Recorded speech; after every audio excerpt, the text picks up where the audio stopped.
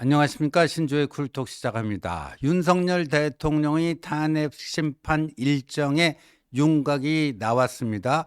2월 20일이었죠. 이번 주 목요일 세 사람의 증인 신문이 있었습니다. 한덕수 국무총리, 홍장원 전 국정원 1차장, 그리고 조지호 경찰청장. 다음 주 화요일인 2월 25일이 변론 최종 기일이 되겠습니다. 마지막 변론 기일이 돼서요. 양측의 최후 변론이 있을 예정입니다. 각각 2시간으로 시간이 주어졌고요. 그 다음에 이쪽에 국회 측 소추위원장인 정청래, 그 다음에 피소추인인 윤석열 대통령의 최후 의견 진술이 있을 예정이라고 합니다. 이 최후 의견 진술에는 시간 제한이 없다라고 합니다. 1시간이건 2시간이건 하고 싶은 말을 다 할 수 있도록 이렇게 될 것 같습니다.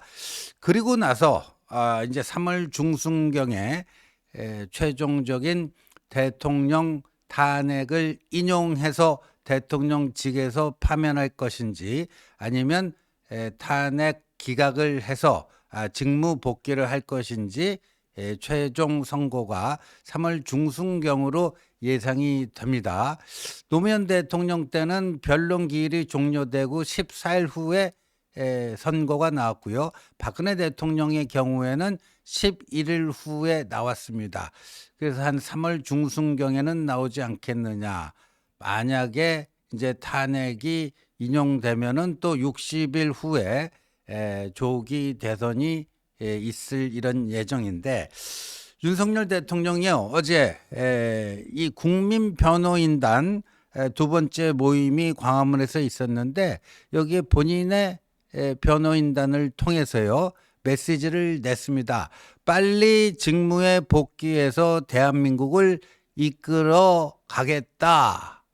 그다음에 세대 통합을 하겠다. 뭐 이런 건데요. 윤 대통령 변호인단에 윤 대통령의 40년 지기이자 서울대 법과대학 동기인 석동현 변호사가 이게 전달을 했는데, 저 메모입니다. 저건 대통령 글씨가 아니고요. 대통령의 메시지를 받아 쓴 누군가의 그 변호인단의 글씨인데, 오늘 국민변호인단이 모인다는 말씀을 듣고 어른 세대, 기성 세대가 청년 세대와 함께 세대 통합을 통해서 더 나은 미래를 만들어 나가는데 힘을 써달라. 그렇게 하면 내가 빨리 직무에 복귀를 해서 세대 통합의 힘으로 대한민국을 이끌어 가겠다.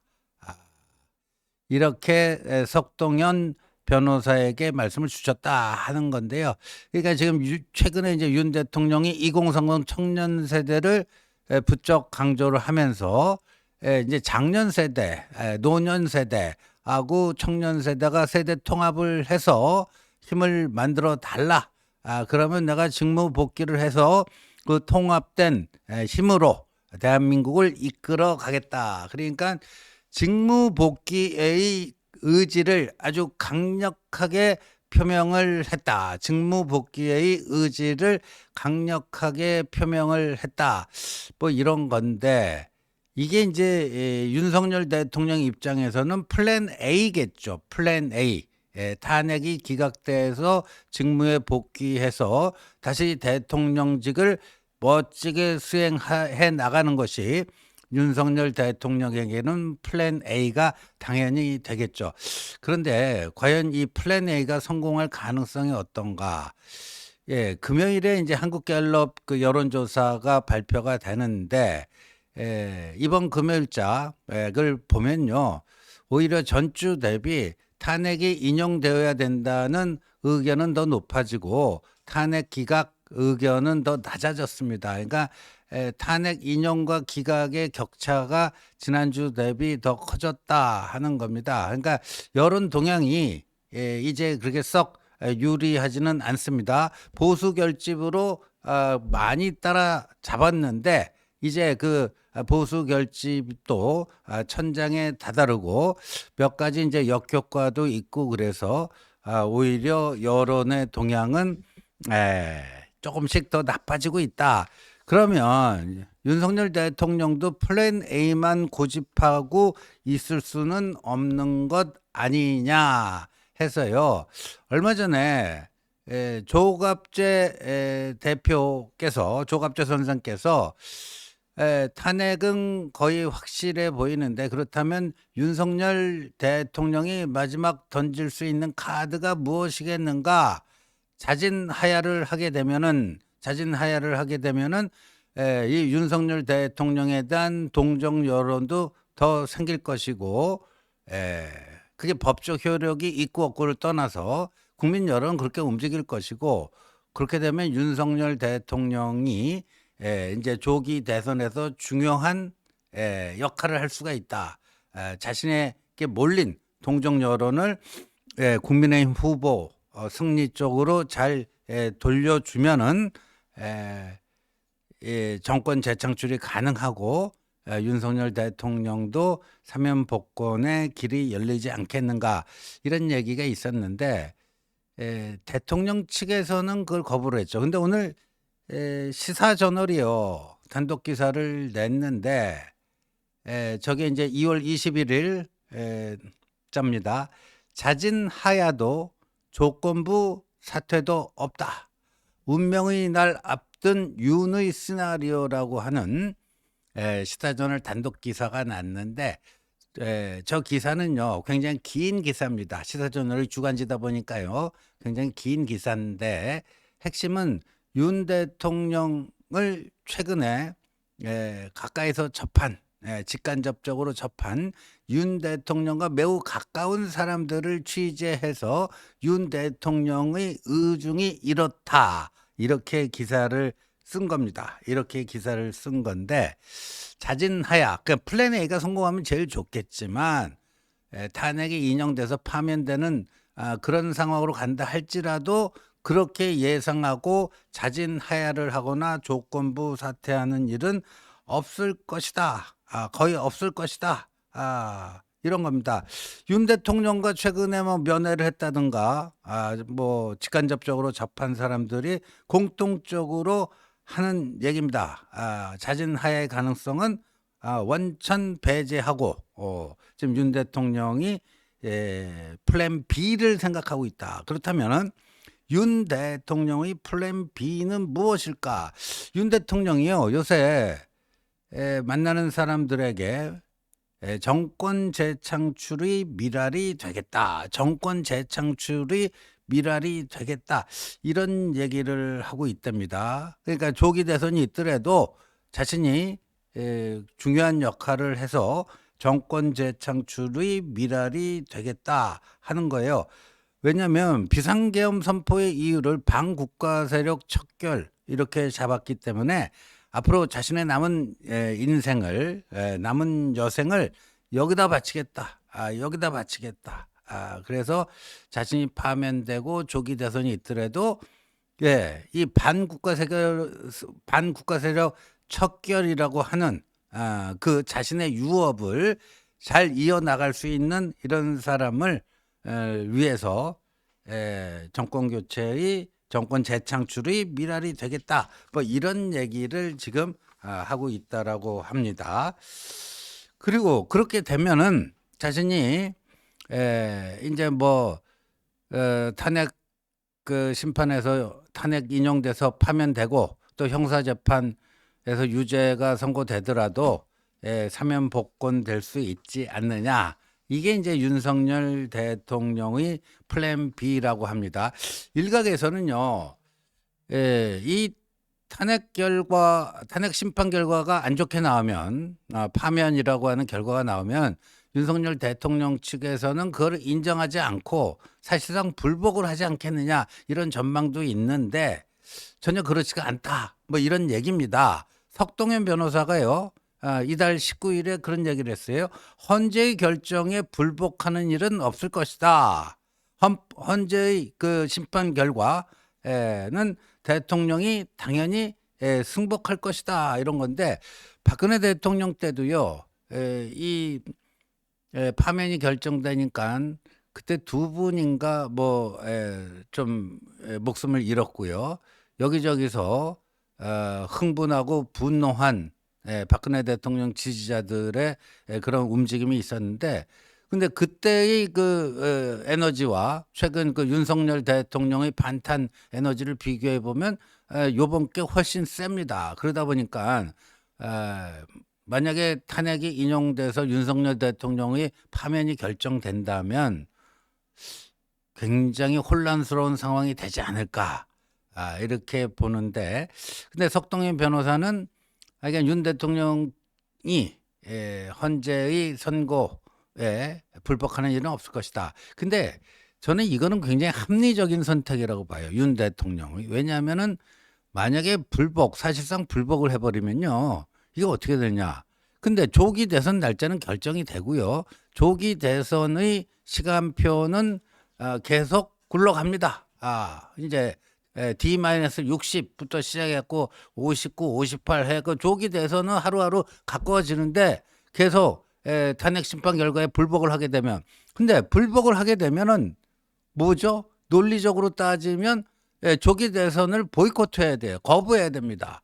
탄핵 심판 자체의 그 결과를 인정을 안 하기 때문에 그 탄핵 심판 결과로 인해서 발생한 조기 대선을 인정할 수가 없게 되는 거죠. 그렇다면 보이콧하고 거부할 수밖에 없는데, 그렇게 되면 어떻게 되죠? 이재명 좋은 일 시켜주는 거 아닙니까? 만약에 윤석열 대통령 측에서 안 좋은 결과가 나왔다고 해서 불복 움직임을 모인다면 제일 쾌재를 부를 사람이 이재명이다. 그러니까 석동현 변호사가 얘기했듯이 불복하는 일은 없을 것이다. 그러니까 윤석열 대통령이 플랜 B에 탄핵에 인용되더라도 불복하지는 않을 것이다. 이게 전제로 깔려 있다. 이렇게 이해를 해야 될 것 같습니다. 그런데 이 시사저널 이 기사에 보면요, 윤 대통령이 최근 주반 야대라고 했죠. 제가 이제 KBS 라디오에 나가서 낮에는 플랜 A, 그러니까 탄핵 기각을 외치면서 밤에는 플랜 B, 조기 대선 준비를 하는, 이거 얘기했더니 중앙일보가 한 면을 다 그런 기사로 쓰면서 새로운 사자성어로 주반 야대, 낮에는 탄핵 반대, 밤에는 조기 대선, 그래서 주반 야대 하는 사람들이 굉장히 많다.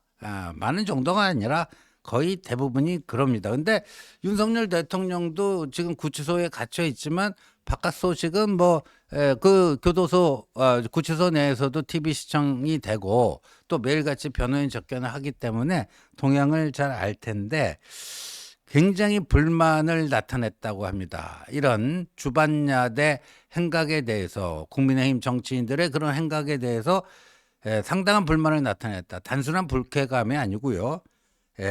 판을 깰 수도 있다. 판을 깰 수도 있다. 내가 판을 깰 수도 있다. 그 얘기 아니겠어요? 이자들이 말이지. 지금 뭐 주반 야대 그렇게 이중 플레이하고 그래? 내가 정말 진짜 결심하면 판을 깰 수도 있다. 이런 얘기를 했다라고 합니다. 지금 뭐 홍준표 대구시장도 윤 대통령 지킴이 역할을 하다가 제일 먼저 조기 대선 도전 의지를 나타냈고, 뭐 오세훈 시장도 그렇고, 뭐 한동훈 전 대표가 원래 이제 윤한 갈등부터 시작해갖고 윤 대통령과 불편한 관계에 있었는데, 최근에는 뭐 김문수 장관조차도 자꾸만 대선 관련돼서 기자들의 질문에 적극적으로 이렇게 응답하고 있는 이런 현상들, 주반 야대, 여기에 대해서 단순한 불쾌감을 넘어서 판을 깰 수도 있다. 이런 얘기를 하고 있다라고 시사저널이 전하고 있습니다. 그런데 그럼 어떻게 판을 깰 것인가? 어떻게 판을 깰 것인가? 시사저널이요, 윤 대통령이 선거에 임박한 시점에 강성 지지층을 자극해서 국민의힘 대선 후보와 별개의 국민 후보를 추대하는 방안을 꺼낼 가능성도 고려하고 있는 것으로 파악된다. 이거 엄청난 얘기거든요. 국민의힘 후보가 아니라 국민의힘 후보가 아니라 별도의 국민 후보를 추대하는 방안도 윤 대통령이 고려하고 있다. 이게 아까 방금 전에 얘기한 판을 깰 수도 있다. 그거의 어떤 구체적인 실행 계획이 아닌가 이렇게 보여집니다. 저는요, 지금 윤 대통령 국민변호인단 어제 이제 두 번째 모임인데 대통령은 빨리 직무 복귀해서 이제 나라를 잘 이끌어 나가겠다 이랬는데 이 18만 명인가 이렇게 벌써 이제 인원수가 됐다는 거예요. 이게 이제 계속해서 늘어나면 20만이 될 수도 있고 30만이 될 수도 있고, 그래서 이 국민변호인단이 만약에 탄핵이 인용되고 조기 대선이 온다면 윤 대통령이 지금 얘기한 요 시사저널 기사에 나오는 국민의힘 후보가 아닌 국민 후보 추대를 위한 하나의 그 플랫폼인 하나의 그 또 거기에 적극적으로 나서는 운동원들이 될 수도 있지 않겠는가. 그러니까 국민변호인단이 일단은 플랜 A를 탄핵 기각과 직무 복귀를 위해서 노력하지만 플랜 A가 실패했을 때는 국민의힘 후보가 아닌 국민 후보 추대의 어떤 이 기본 부대가 될 수도 있는 것 아닌가, 이런 겁니다. 만약 이렇게 되면은 국민의힘 후보가 따로 있고 윤 대통령이 지지하는 무소속이 되겠네요. 무소속 국민 후보가 따로 있어서 이렇게 되면 이거 보수 분열 아니냐. 근데 뭐 그렇게 되면 그냥 필패죠, 필패. 그런데 이게 과연 거기까지 갈 수 있을지 없을지, 뭐 이거는 두고 봐야 되는데, 여하튼 이 시사저널 이 취재 기사가 진실에 가깝다면은 윤 대통령이 거기까지도 생각하고 있는구나.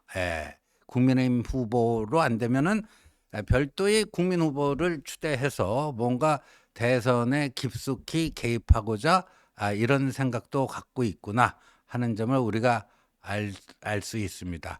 이 점 앞으로 조기 대선으로 가는 과정에서 굉장히 중요한 변수가 될 겁니다. 예의주시해야 될 것 같습니다. 시청해 주셔서 감사합니다.